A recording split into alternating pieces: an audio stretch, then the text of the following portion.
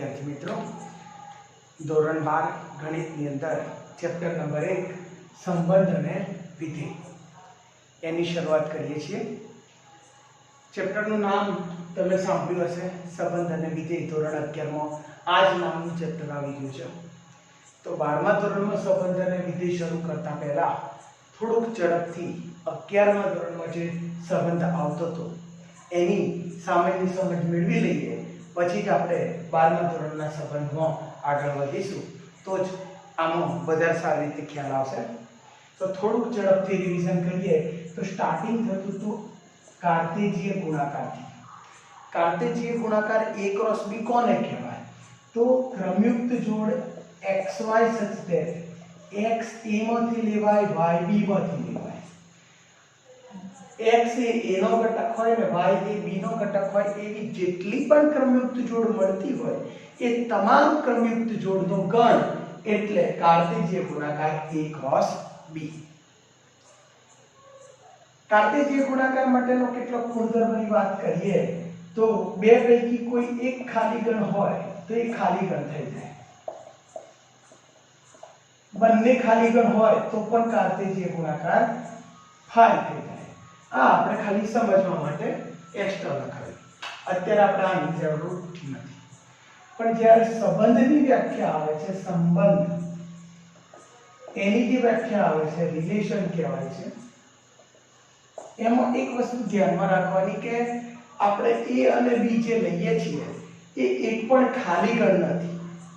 એટલે શરૂઆત આ રીતના થશે કે a અને b અરિક્ત ગણ માટે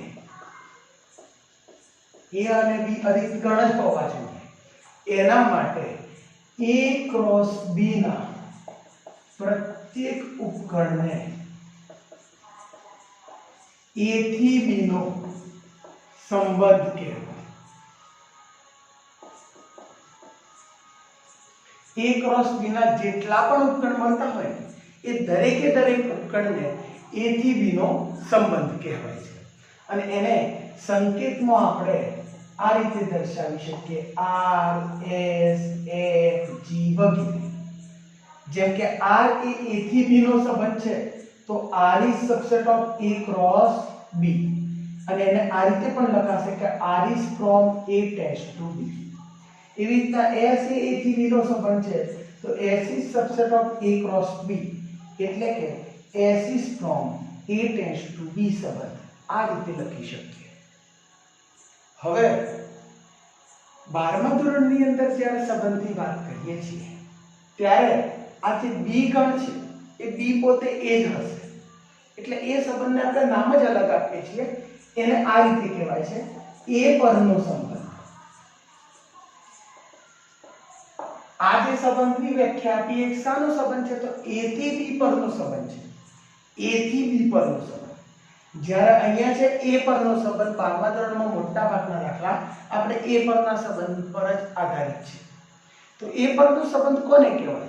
તો જે રીતના અહીંયા a અને b બંને અરિક્ત ગણ હતા, અહીંયા એક જ ગણ છે એટલે a અરિક્ત ગણ માટે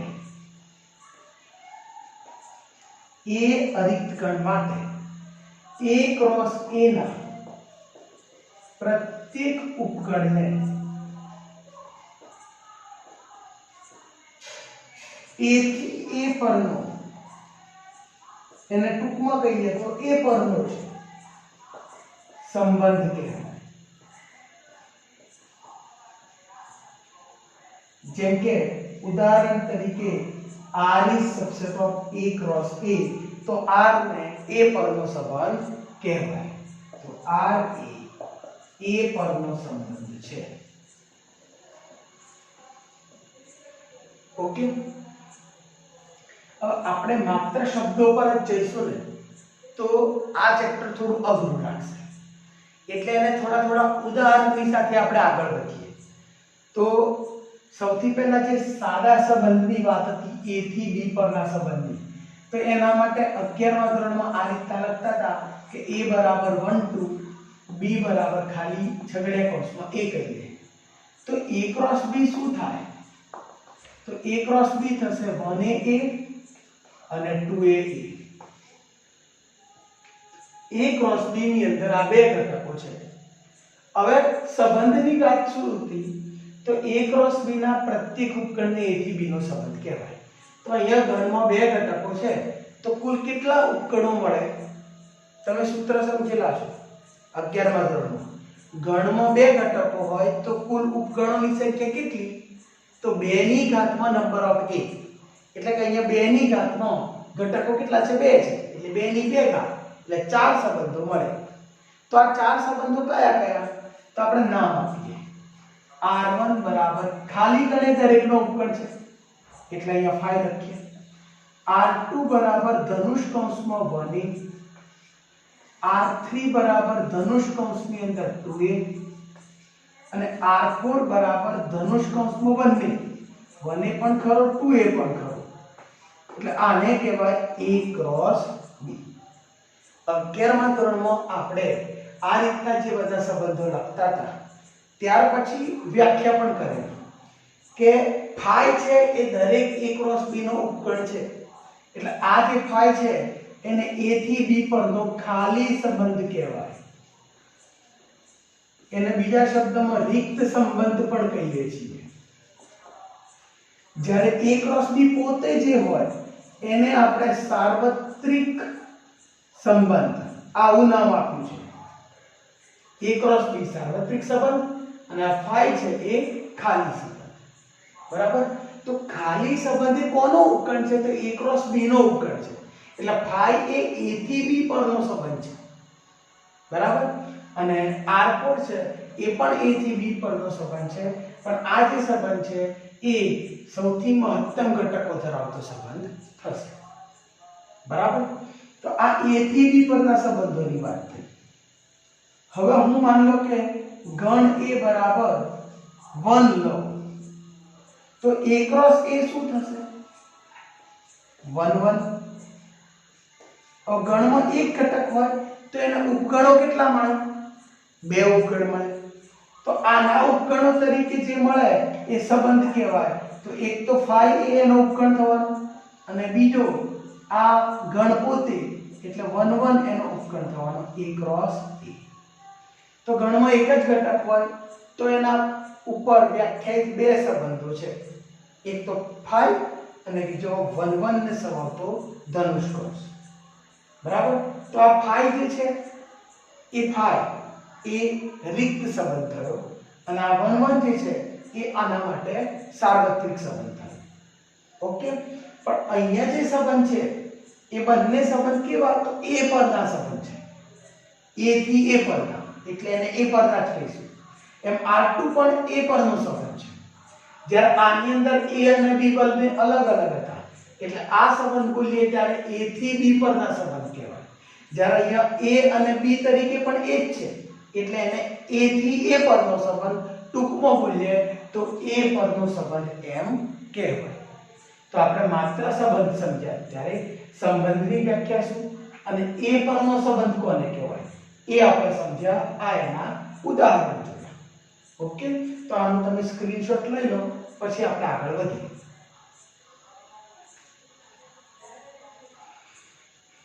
હવે આપણે સંબંધ a પરના સંબંધ કે a થી b પરના સંબંધ કુલ કેટલા મળે એને લગતા કેટલાક MCQ જોવાના છે. તો એના માટે સૂત્રો છે એ ખાસ સમજજો કે a થી b પરના કુલ સંબંધોની સંખ્યા. તો આ સૂત્ર તમારે બનાવવાનું છે. આપણે વ્યાખ્યા જે સમજ્યા એના પરથી એનું સૂત્ર બની જશે. વ્યાખ્યા શું છે સંબંધની? તો a ક્રોસ b ના તમામ ઉપગણોને a થી b ના સંબંધ કહેવાય. તો a ક્રોસ b ના કુલ ઉપગણોની સંખ્યા કેટલી? તો આપણે number of power set of a cross b કહીએ છીએ. અને એનું સૂત્ર 11 માં ભણ્યા 2 નંબર ઓફ કોના ઉપગણો છે? તો a ક્રોસ b ના. તો ઘાતમાં આવશે number of a cross b. તો a થી b ના કુલ સંબંધોની સંખ્યા 2 number of a cross b એટલે 2 number of a into number of b જેટલી થાય. પણ ક્યારેક તમને MCQ પૂછતી વખતે થોડાક કન્ફ્યુઝ કરે A થી B પરના કુલ શબ્દ વાપરે પણ પછી એક શબ્દ ઉમેરી દે અરિક્ત સંબંધો કેટલા. તો અરિક્ત સંબંધોની સંખ્યા જ્યારે લખવાની છે ત્યારે એક સંબંધ જે રિક્ત છે એ દૂર કરવો પડે અને એટલે કુલ સંબંધોમાંથી એક ઓછો કરવાનો એટલે 2 raise to number of a cross b minus 1 એટલે 2 raise to number of a into number of b minus 1. આ a થી b પરના અરિક્ત સંબંધોની કુલ સંખ્યા છે. આપણે 12મા ધોરણમાં જે સંબંધો ભણીએ છીએ મોટા ભાગે કેવા છે તો a થી a પરના સંબંધો છે. તો a થી a પરના કુલ સંબંધો કેટલા તો કુલ સંબંધો ની સંખ્યા તો અહીંયા b તરીકે જ છે એટલે number of a cross a અને એટલે 2 raise to number of a ગુણ્યા નંબર ઓફ a. આ ગુણાકાર છે એટલે એનો વર્ગ કહેવાય એટલે નંબર ઓફ a નો વર્ગ. તો a થી a પરના કુલ સંબંધોની સંખ્યા 2 raise to number of a નો વર્ગ અને એને આપણે ટૂંકમાં કહીએ તો a પરના કુલ અરિક્ત સંબંધો કેટલા અરિક્ત સંબંધો ની સંખ્યા કેટલી. હવે જો અહીંયા a થી a પરના એવો શબ્દ ન વાપરે તો એને ટૂંકમાં આમ પણ લખી શકે કે a પરના એટલે મેં એક વખત આમ લખ્યું છે બીજી વખત આ રીતે લખ્યું બંને રીતે જે આવે એને a થી a પરનો જ સંબંધ કહેવાય એટલે કે a પરનો સંબંધ. તો કુલ અરિક્ત સંબંધોની સંખ્યા કેટલી તો પેલાની જેમ જ 2 raise to number of a cross a minus a એટલે 2 raise to number of a નો વર્ગ minus 1. તો આ ચાર સૂત્રો તમારે ધ્યાનમાં રાખવાના એની મદદથી એમસીક્યુ પૂછી શકાય છે. તો હવે આપણે એના એમસીક્યુ તરફ જોઈ લઈએ કે a બરાબર x સત્તેર x ઘન બરાબર x અને x belongs to w અને a પરના કુલ અરિક્ત સંબંધોની સંખ્યા જણાવો. હવે આની અંદર આપણે ઓપ્શન આપીએ તો x સત્તેર x ઘન બરાબર x x belongs to w. તો એના અરિક્ત સંબંધોની સંખ્યા કેટલી તો 2 ની 9 ઘાત થાય કે 2 ની 9 ઘાત ઓછા 1 થાય કે 2 ની 4 ઘાત માઈનસ 1 થાય કે પછી 1 પણ નહીં કે ખાલી 2 ની 4 ઘાત કરીએ. તો આ ચાર પૈકી કયો વિકલ્પ સાચો આપણે નક્કી કરવું છે. તો તમને 11મું ધોરણ ફરીથી યાદ કરાવડાવે કે ભાઈ x ઘન બરાબર x ને ઉકેલો. x ઘન બરાબર x ને ઉકેલતી વખતે ધ્યાન આપજો કે આ બંને બાજુથી x દૂર કરવાના નથી પણ પ્લસ x ને પેલી બાજુ લઈ જાઓ માઈનસ x થશે એટલે x ઘન માઈનસ x બરાબર 0 x કોમન x² minus 1 0 તો x minus 1 x plus 1 બરાબર 0. એનો ઉકેલ મેળવીએ તો x બરાબર 0 કે x બરાબર 1 કે x બરાબર -1. હવે આની અંદર આપણે જોઈએ તો શું થશે તો 0 એ હોલ નંબર્સમાં આવશે 1 પણ હોલ નંબરમાં આવશે પણ -1 does not belongs to whole number એટલે a માં માત્ર બે ઘટક થયા 0 અને 1. તો a ના સભ્યોની સંખ્યા નંબર ઓફ a 2 કહેવાય. કુલ અરિક્ત સંબંધો કીધા છે તો a પરના કુલ અરિક્ત સંબંધોની સંખ્યા એટલે આપણે આ સૂત્ર વપરાશે એટલે આપણો જે આન્સર છે કુલ અરિક્ત સંબંધોની સંખ્યા a પરના કુલ અરિક્ત સંબંધો ની સંખ્યા તો સૂત્ર વપરાશે 2 raise to number of a નો વર્ગ માઈનસ 1 અને એટલે 2 નો વર્ગ 4 2 ની 4 ઘાત માઈનસ 1 આપણો જવાબ છે સી. ઓકે. હોલ નંબર તમને ના ખબર હોય તો તમે આના 3 ઉકેલો ગણો, 3 ઉકેલ ગણો એટલે તમે બી જવાબ લાવો જે ખોટો પડે. ધ્યાન રાખવાનું કે હોલ નંબરમાં 0 1 2 3 એમ બધી ધન પ્રાકૃતિક સંખ્યા અને 0 આવે છે. બરાબર? તો આનો એક સ્ક્રીનશોટ લઈ લો પછી આપણે આગળ વધીએ.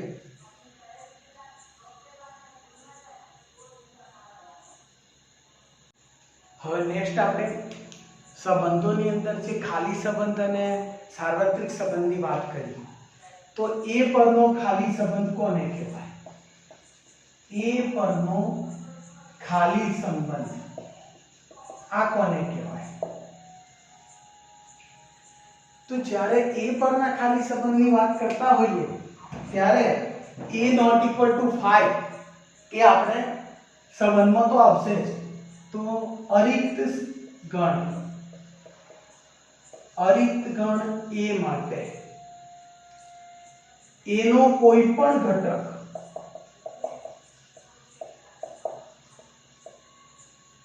a નો કોઈ પણ ઘટક a ના કોઈ પણ ઘટક સાથે સંબંધ r ધરાવે નહીં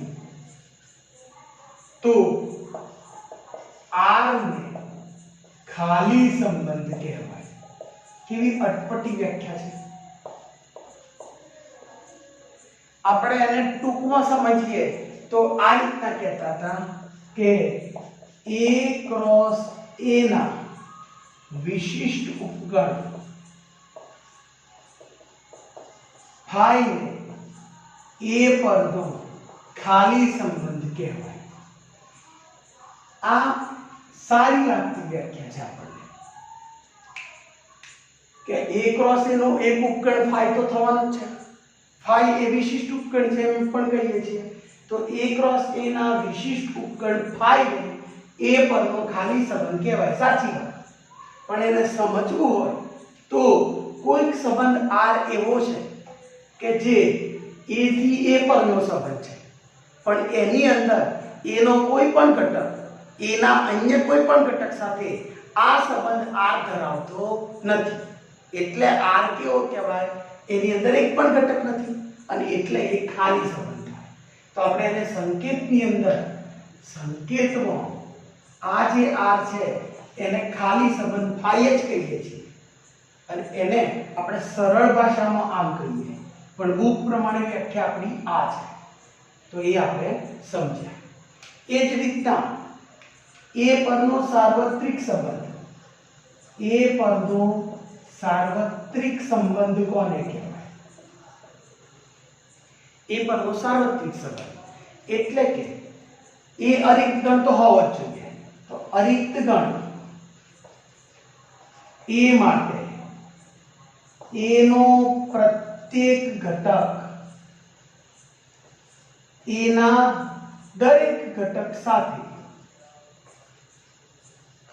સંબંધ r ધરાવે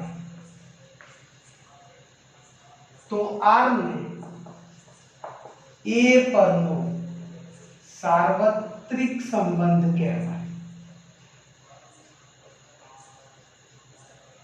a નો કોઈ પણ ઘટક છે એ પોતે a ના દરેકે દરેક ઘટક સાથે સંબંધ ધરાવે. બરાબર? a ના એવા દરેકે દરેક ઘટક a ના દરેકે દરેક ઘટક સાથે આ સંબંધ r ધરાવે છે અને એટલે એને આપણે આ જે સંબંધ r છે એને આપણે a પરનો સાર્વત્રિક સંબંધ કહેવાય.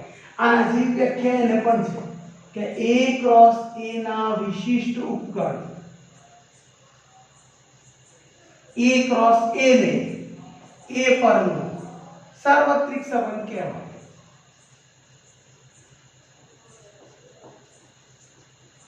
અને એને આપણે સંકેતમાં એ રીતે જ દર્શાવીએ છીએ કે r = a ક્રોસ a. આનું એક વાક્ય આપણે યાદ રાખવાનું છે કે a પરનો જે સાર્વત્રિક સંબંધ છે એ સામ્ય હોય તેવો સૌથી વધુ ઘટકો ધરાવતો સંબંધ છે. હવે આ શબ્દ અત્યારથી કહી રાખું છું તમને.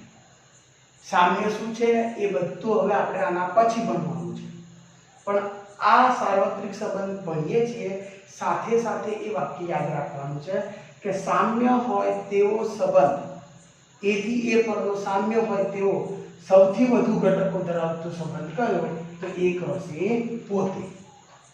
બરાબર? તો આ ખાલી સંબંધ અને સાર્વત્રિક સંબંધની વાત થઈ. સ્ક્રીનશોટ લઈ લો, પછી આગળ વધીએ.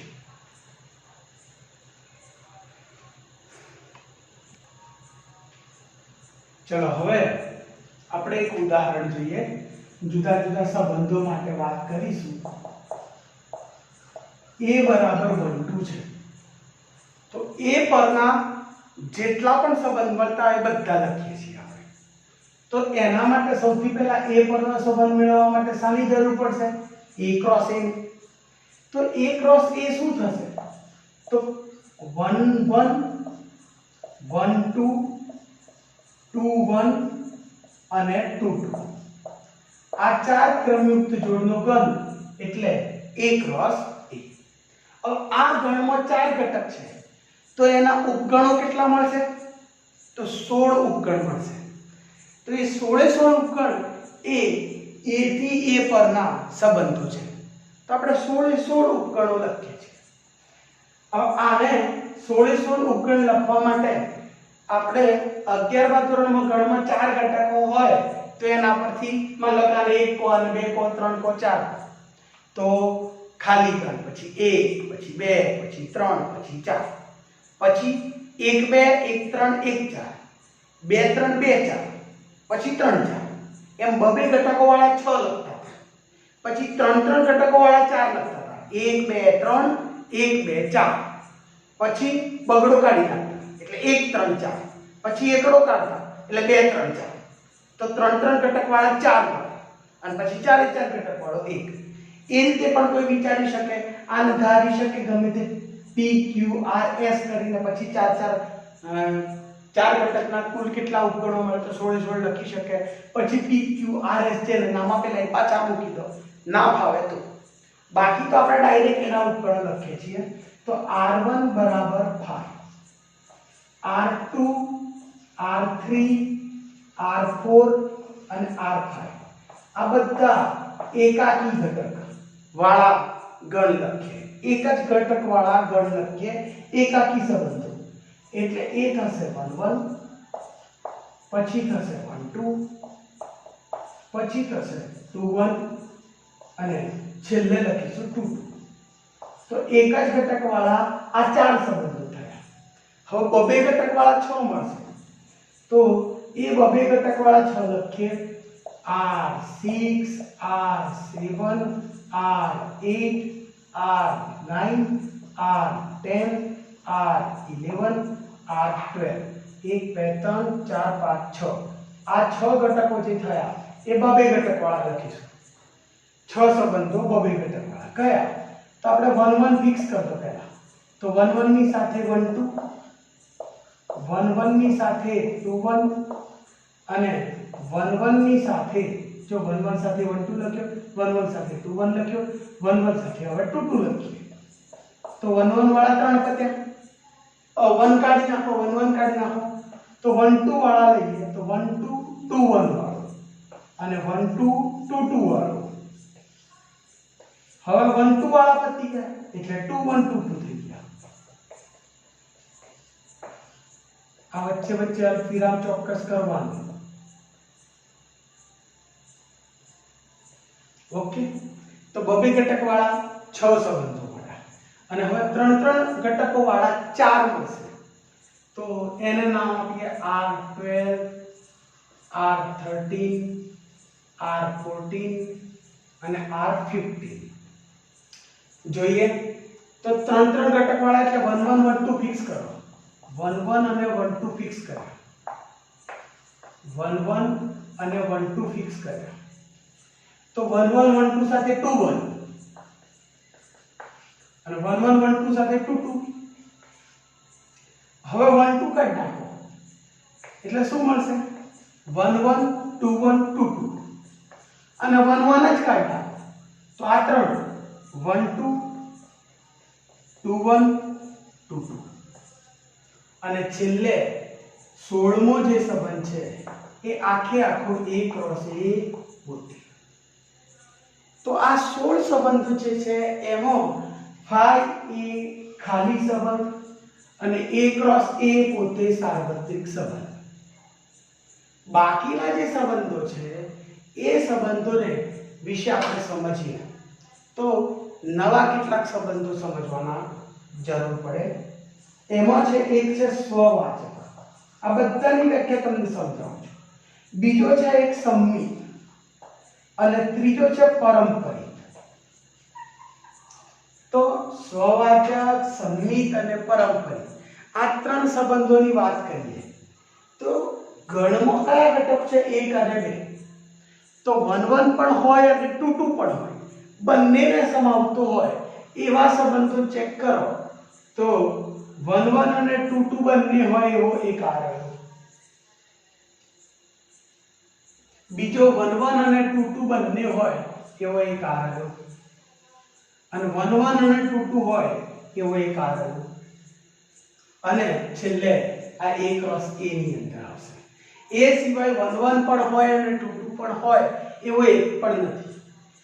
તો ગણના જેટલા પણ ઘટક છે એ ઘટક પોતે પોતાની સાથે સંબંધ ધરાવે. 1 છે તો 1 1 સાથે સંબંધ ધરાવે, 2 છે તો 2 2 સાથે સંબંધ ધરાવે, માન લો કે p છે તો p p સાથે સંબંધ ધરાવે, માન લો કે 10 છે તો 10 એ 10 સાથે સંબંધ ધરાવે. ગણ એમાં જેટલા ઘટક છે એ પોતે પોતાની સાથે સંબંધ ધરાવતો હોય તો એવો સંબંધ એને સ્વવાચક કહેવાય. પછી આગળ વધીએ સંમિતની વાત કરીએ તો જો AB હોય તો BA અંદર હોવું જોઈએ. જેમ કે અહીંયા આપણે વિચારીએ તો 1 2 છે પણ 2 1 નથી, એનો ઉલટો નથી, એટલે આ સંમિત ના કહેવાય. 2 1 છે પણ 1 2 નથી, ના કહેવાય. 2 2 છે પણ 2 2 છે એટલે આ સંમિત કહેવાય. આ 1 1 નો ઉલટો 1 1 અંદર છે એટલે આ સંમિત કહેવાય. અહીંયા બધા જોઈ લો કે 1 2 છે પણ 2 1 નથી, અહીંયા 2 1 છે તો 1 2 નથી, અહીં 1 2 ને 2 1 બંને છે એટલે આ સંમિત છે.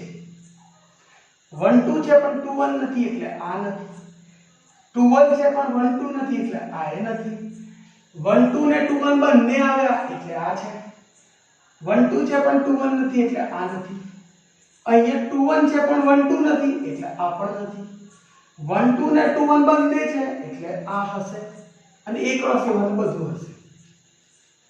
ટૂંકમાં આપણે જે વાત કરી રહ્યા છીએ તમને વ્યાખ્યા તો હું સમજાવવાનો જ છું, પણ જે મૂળ સંમિત છે કે નહીં એમ આપણે હું અત્યારે આ ઉદાહરણ પરથી સમજાવવા જઈ રહ્યો છું.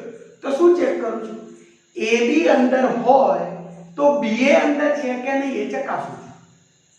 જો AB અંદર હોય તો BA અંદર હોવો જ જોઈએ. જો એવું ના થતું હોય તો એ સંમિત કહેવાય નહીં. તો સંમિત કોને કહેવાય? તો AB હોય તો BA હોવો જોઈએ.